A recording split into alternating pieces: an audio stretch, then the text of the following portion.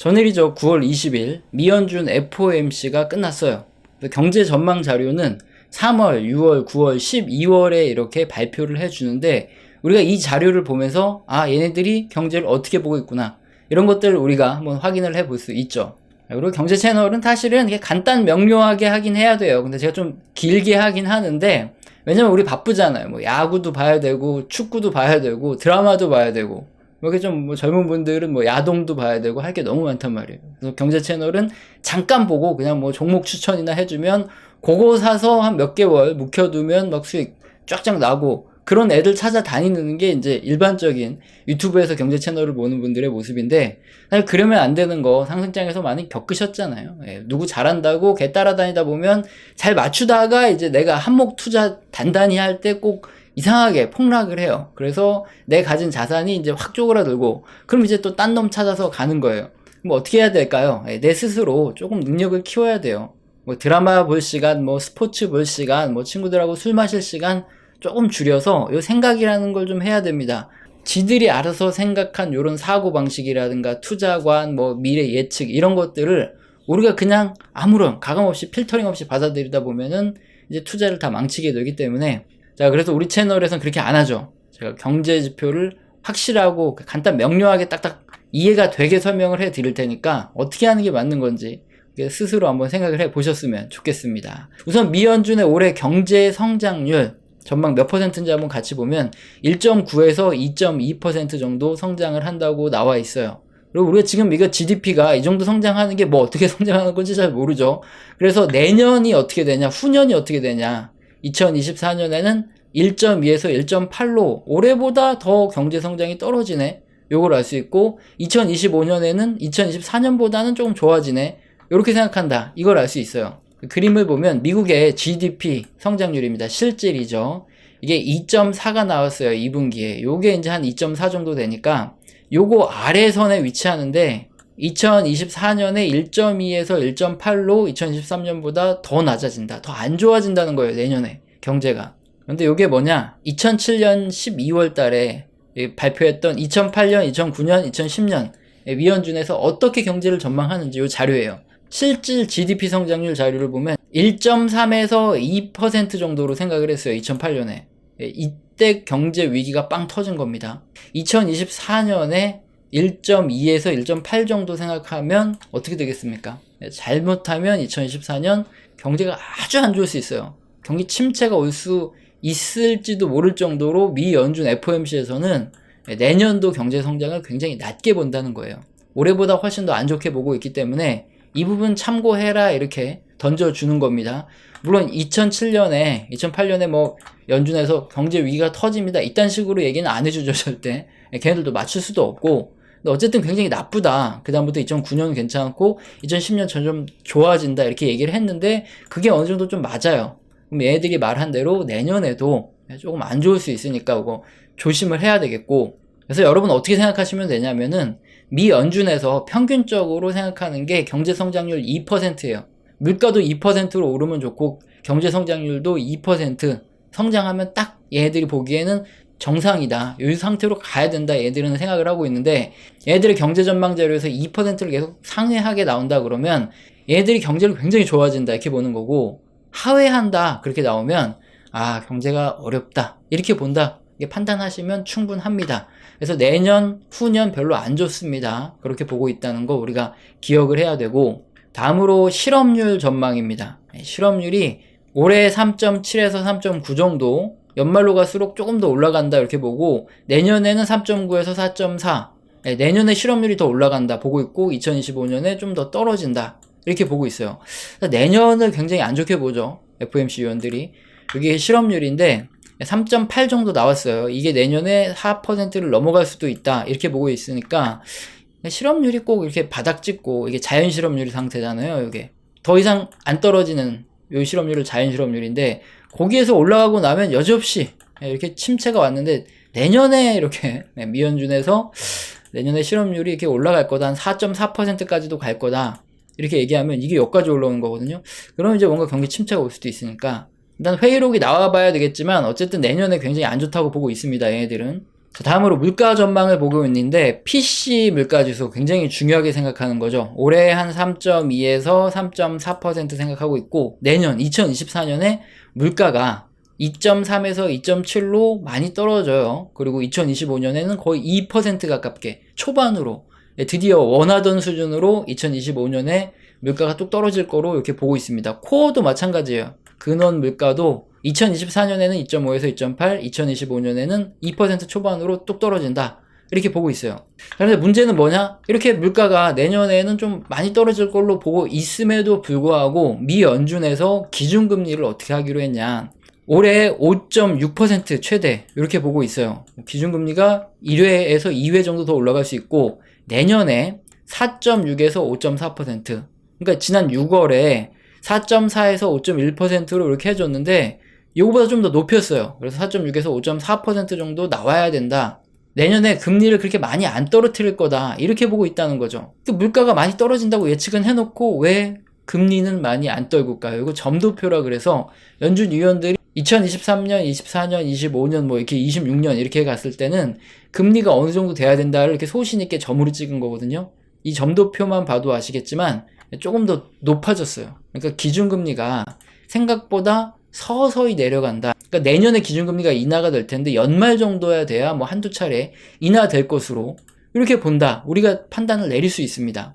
아주 인플레이션이 뿌리 뽑힐 때까지 고금리를 웬만하면 유지하겠다. 기준금리 빨리 인하 안 하겠다. 이런 의지가 여기서 드러나요. 그래서 기자회견에서 파월이 뭐라 그랬냐? 최근에 국제 유가의 오름세가 인플레이션 압력으로 작용할 수 있기 때문에 요거 뭐 예의주시하겠다.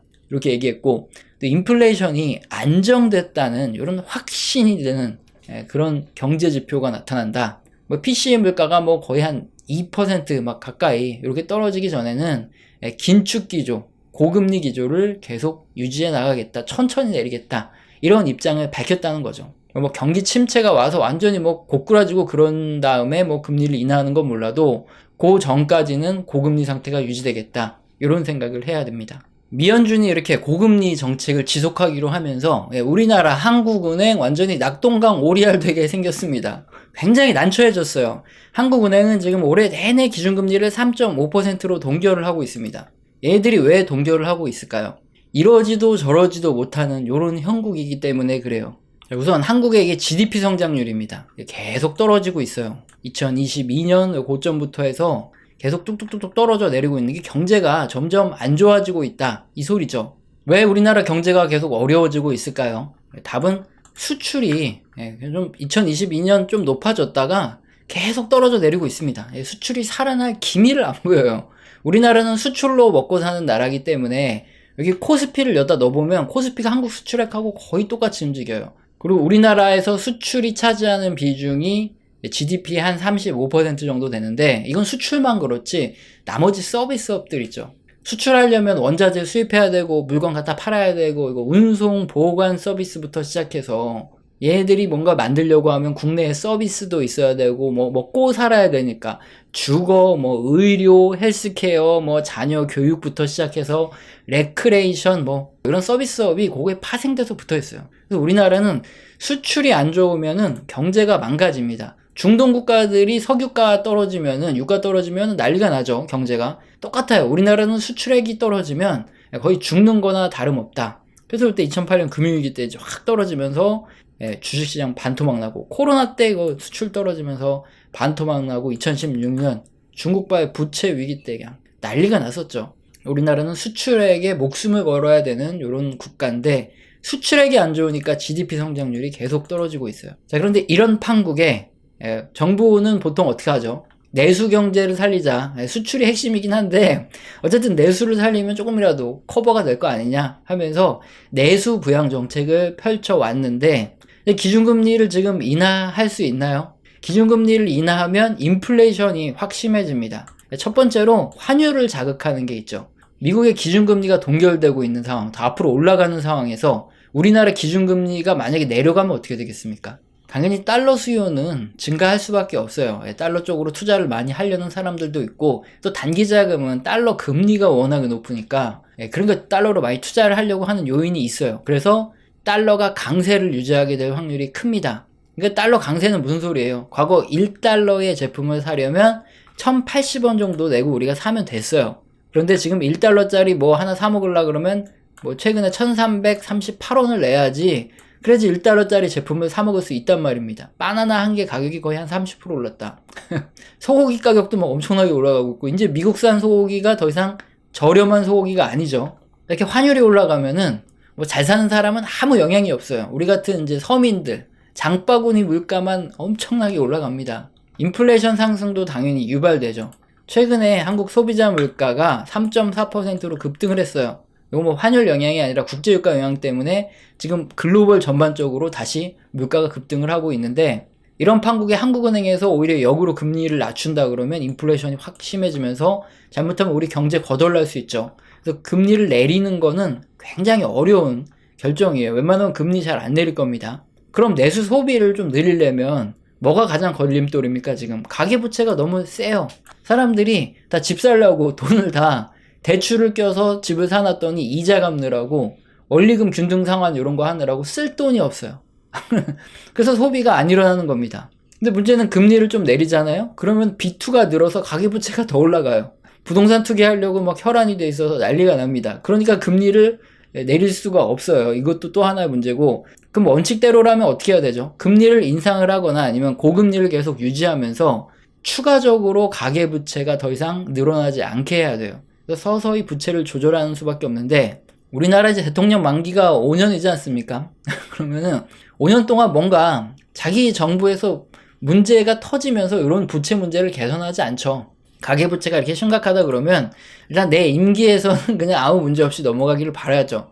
그래서 이걸 뭐 조절하거나 이러기가 굉장히 어렵습니다. 그냥 소극적으로 이렇게 해결되길 바라고 있는 건데, 그거는 우리나라뿐만 아니라 미국도 마찬가지예요. 그냥 서브프라임 모기지 사태 2008년 금융위기라 그러죠. 요거 터졌을 때 GDP 대비 가계부채가 거의 100%에 육박했어요. 미국도.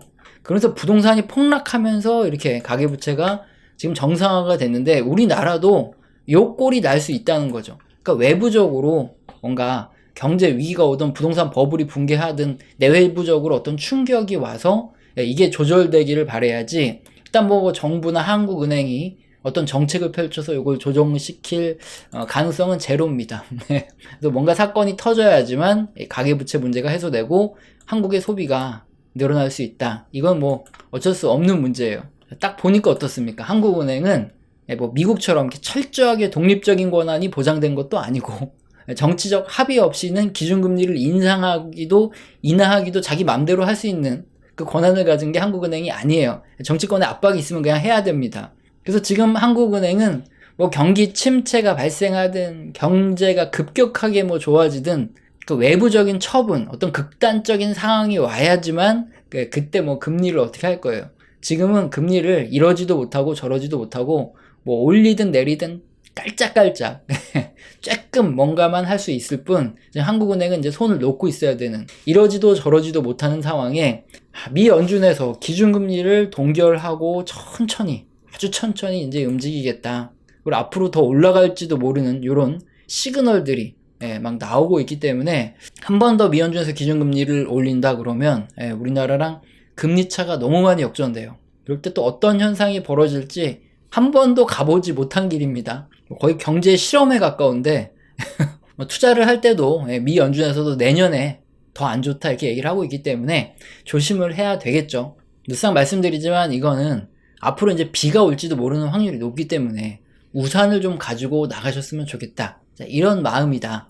이 말씀을 계속 드리고요. 그래서 경제 상황을 판단하고 투자 판단에 도움이 되셨으면 좋겠습니다. 우리 채널에서는 영상을 시청하시고 도움이 되셔서 후원 주시는 감사하신 분들이 계십니다. 제가 뭐 감사합니다라고 말로만 때우지 않죠. 한 달 교육을 진행드리는데 매주 진행하고 있어요. 여기서는 거시경제의 사이클뿐만 아니라 각 산업의 사이클, 그것과 함께 움직이는 종목, 기업들에 대한 얘기도 나옵니다. 영상 하단에 설명란 꼭 읽어보시고 내가 해당된다 하시면은 메일 주시길 바랍니다. 그리고 우리 채널에서 영상 마지막에 제가 무슨 얘기를 지금까지 해왔고 어떤 의견이고 앞으로 어떻게 된다 얘기를 하고 있다, 요거를 그냥 가감없이 솔직하게 다 얘기하고 있어요. 그래서 도움을 받으시길 바랍니다. 채널의 흑역사를 먼저 짚고 가죠. 그리고 지금 어떤 의견을 내고 있는지, 과거에는 어떻게 의견을 냈었는지 이런 거 항상 증거 영상도 계속 올려드리는데 귀찮아요. 그래서 그냥 바로 설명을 드릴게요. 우리 엔비디아의 차트가 바로 우리 흑역사를 그대로 증명합니다. 제가 2019년에 유튜브를 시작했는데 2019년 말에 60% 채권을 가지고 있어라 이렇게 얘기했다가 엄청나게 욕을 먹었어요. 비아냥을 거의 한 2020년 3월 코로나 터지기 직전까지 들었습니다. 그랬는데 다행히 현금 갖고 있다가 저점 매수 이제 해야 된다. 우리 현금 갖고 있으니까 이 얘기했다가 블렌집에 부채질 하냐 이러면서 어마어마하게 쌍욕을 먹었어요. 아니 그러면 이게 맞춘 거잖아요. 그럼 이제 경제 채널에서 뭐 와 이러면서 성지순례 어쩌고저쩌고 하면서 구독자가 늘어야 되잖아요. 근데 구독자가 안 늘어요. 조회수도 안 늘고 구독자도 안 늘어. 맞췄는데. 그런데 왜 구독자가 늘었냐? 이때 국뽕 영상 같은 거. 그때 우리 기업들한테 전화 돌려가지고 일본에서 이제 수출 규제하기로 했던 품목들 있죠. 그런 거 만들 수 있냐? 그거 만들 수 있다. 그래가지고 그거 방송했다가 국뽕 영상이 터져서 국뽕 채널로 떡상했어요. 그래서 그때 잠깐 국뽕으로 갈까 하다가 도저히 못하겠다. 경제 채널 본연의 임무로 돌아오자 해서 이렇게 그때 이제 구독자가 늘은 거지 이게 저점 매수를 맞춰서 는 게 아니에요. 어쨌든 2020년 이제 하반기 들어가면서 한 6월, 7월, 8월 넘어가면서 엔비디아, 나이키, ASML 빅테크주들이 아주 자주 언급됐습니다. 저도 이제 샀다고 이때 얘기를 하는 바람에 졸지에 추천주가 돼버렸어요. 물론 이런 채널에서 추천주 이런 건 안 하는데 어쨌든 2020년부터 계속 존버 인베스트 했던 기간이죠. 그래서 우리 채널 보면은 이제 어디 뜸하게 가 있다가 어디 이제 처물려가지고 마음고생 하시는 분들이 우리 채널에 와서 존버 하라는 거 얘기 듣고 위안을 삼고 가던 때가 2020년부터 2022년 한 4, 5월 요때까지예요. 근데 2022년 4월에 그때 이제 전향을 하죠. 존버가 아니다. 근데 이때 3월부터 4, 5월 뭐 이때까지 계속 기술주에 대한 우리가 갖고 있는 거 요 정도면 뭐 많이 먹었지 않냐 이렇게 매도 의견을 냈다가 얘기도 안 하고 매도로 전환했다. 존버에서 매도로 갑자기 금세 손바닥 뒤집듯 바뀌었다 하면서 엄청나게 욕을 먹었어요. 변절자 이렇게. 그래서 그때 댓글창이 다 낀 거예요. 욕을 너무 먹으니까. 자, 그렇게 이제 매도를 해야 되는데, 문제는 제가 분할 매도를 하는 바람에 2022년 5월 이후에 급락을 했어요, 기술주들이. 그래서 못 팔고 물렸습니다. 그래서 2022년 내내 영상 보시면은 2023년쯤에, 초쯤에 아마 뭐 기준금리 인상 중단 얘기 나오고, 뭐 그러면서 반등이 있을 것이다. 그때 팔자. 그때 팔고, 그 다음에 이제 현금 잘 가지고 있자. 2022년에 이제 그런 얘기 굉장히 많아요. 왜냐면 이제 경제 지표들이 하나, 둘씩 경기 둔화, 침체에 대한 얘기가 나오기 시작했으니까, 어쨌든 우리는 팔아야 되니까. 2023년에 갑자기 반등을 주죠. 그때 이제 제가 계속 금리 인상 중단, 요런 기대감이 커진다. 요 얘기를 했기 때문에, 저도 이제 그때 상반기에 이제 분할 매도를 다 마쳤어요. 근데 지금 엔비디아가 이렇게 많이 갔습니다. 제가 뭐 거의 한 200달러 후반에서 300달러 가까이 떼서 거기서 거의 다 매도를 했는데 지금 뭐 거의 500달러 가까이 갔어요. 이거 보면 잠이 안 와요. 그래서 엔비디아를 지금 못 쳐다보고 있어요. 근데 어쨌든 뭐 이제 100달러 부근에서 사서 이제 거의 한 300달러 가까이서 팔았으니까 이제 많이 먹긴 했는데 갖고 있었으면은 거의 한 5배 튀기는데 이거 참 환장하겠죠. 그리고 지금 뭐 더 올라갈 수도 있다 이런 얘기가 나오면 미쳐요, 사람. 왜 주식을 갖고 있다가 팔았는데 더 올라가면 환장하잖아요. 그래서 지금 약간 이런 흑역사 이게 벌어지고 있다.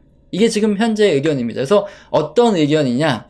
2020년 코로나 이후부터 2022년 요 초중순 그때까지가 존버 인베스트였다면 그 다음부터 이제 하나 둘씩 경기 지표가 둔화되기 시작해서 2023년부터는 사실상 이제 침체를 말하는 침체 인베스트예요. 그래서 이제 여기서는 이제 슬슬 다 정리를 하셔야 되고 이제 리스크 관리를 하셔야 된다. 이게 2023년부터 거의 뭐 명확하게 말씀드려오고 있습니다. 사실 그대로 말씀드리는 거예요. 굳이 뭐 증거 영상도 남기고 하는데 귀찮으니까.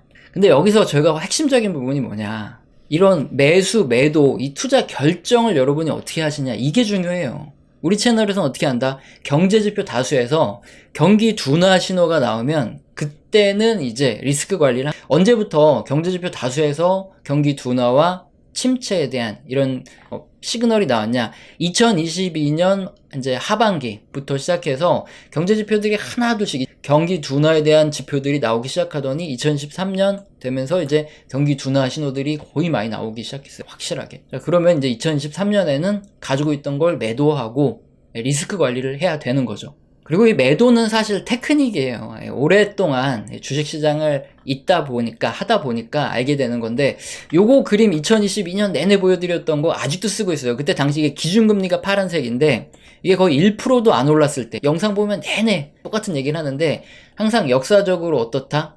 이게 파란색이 기준금리 인상이 중단되고 하락할 때, 그때 한 번씩 주식시장에 랠리가 꼭 이렇게 오더라. 그때 이제 매도하자. 이 그림을. 어쨌든 이건 뭐 테크닉이죠. 매도는 그냥 테크닉일 뿐이고, 중요한 건 우리는 어떻게 간다는 거죠. 원칙대로 간다는 거예요. 경제지표 다수에서 경기 둔화 및 침체에 대한 경고들이 켜지기 시작하면 그때는 매도. 그리고 다시 언제 매수하냐? 다수 경제지표들에서 경제가 회복되고 있다 이런 신호들이 나타나기 시작하면 뭐 주식시장이 폭락을 하고 있던 뭐 하고 있던 그냥 그때 매수를 하는 거죠.